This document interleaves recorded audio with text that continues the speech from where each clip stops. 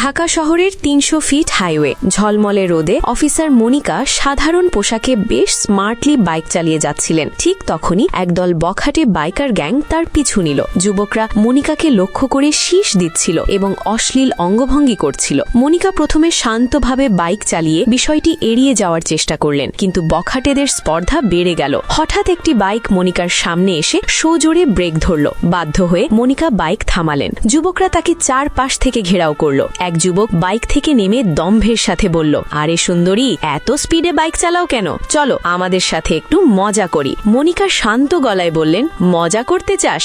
আয় দেখাচ্ছি মজা। কথাটি শেষ হতেই মনিকা বিদ্যুৎ বেগে নিজের হেলমেট দিয়ে ওই যুবকের মুখে আঘাত করলেন। শুরু হলো মনিকার দুর্ধর্ষ অ্যাকশন। একজনকে জ্যাকি চ্যান স্টাইলে আছাড় দিলেন, অন্যজনকে সোজোরে ঘুষি মেরে ধরাশায়ী করলেন। মনিকা শূন্যে লাফিয়ে উঠে জাম্পিং কিক দিয়ে একে একে ১০-১২ জন গুন্ডাকে একাই পিটিয়ে মাটিতে শুইয়ে দিলেন। ৩০০ ফিট হাইওয়ে তখন মনিকার দখলে। বখাটেদের কারো হাত ভাঙল, কারো পা ভাঙল। মনিকা কড়া হুঁশিয়ারি দিয়ে বললেন, হাইওয়েতে নারীদের নিরাপত্তা আমাদের দায়িত্ব। কেউ উত্তক্ত বা হেনস্থা করলে চুপ থাকবেন না, প্রতিবাদ করুন। তিনি প্রমাণ করলেন যে বাংলাদেশ পুলিশ নারীদের সুরক্ষায় সব সময় নিয়োজিত।